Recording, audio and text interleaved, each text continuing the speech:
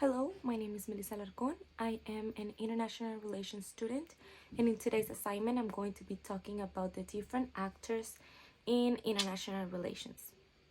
So, we live in a globalized world where globalization is going to be the economic, political, and cultural interactions that transcends the boundaries of states and have significant political implications.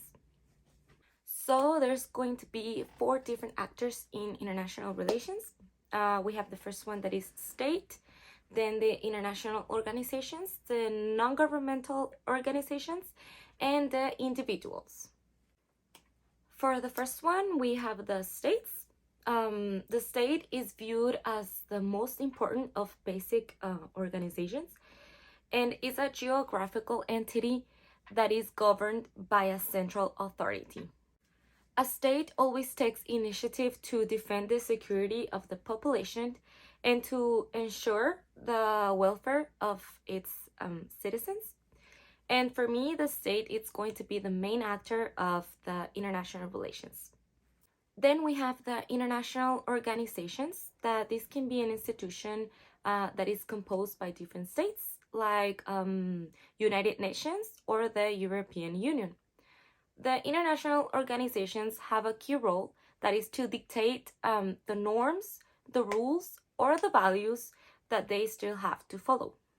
So the next ones are going to be the non-governmental organizations. All these are going to be the transnational organizations. These organizations do not belong to the state, so they could have different purposes or different objectives. So we have four different types of non-governmental organizations. For the first one, we have the private sector economic organizations.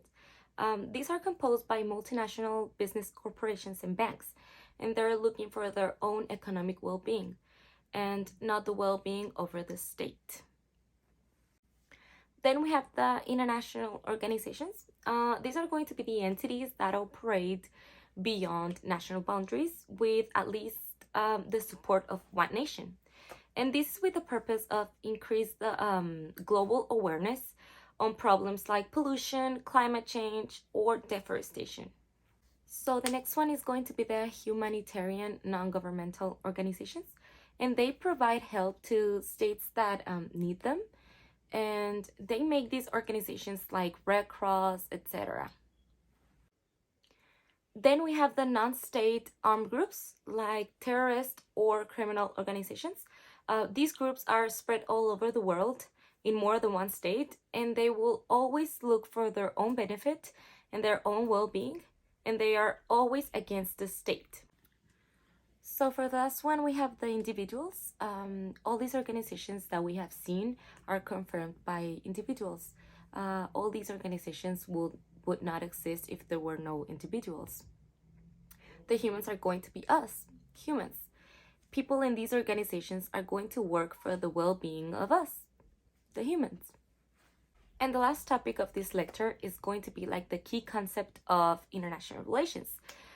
In this lecture says that there are just three, that is the security, the economy, and the identity.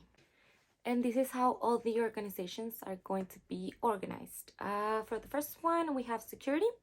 The security can be how the states try to maintain the security of its own citizens. Then we have the economy. The economy that in terms of international relations can be represented by international trade. And for the last one, we have identity. This can be associated with the values or the culture of each state. Well, as a conclusion, I think that along with the anticipation of the globalization, the world of non-state actors is about to influence the status of the state in international relations. But I think this cannot be a substitute of the states. And still, the state is the main actor of international relations.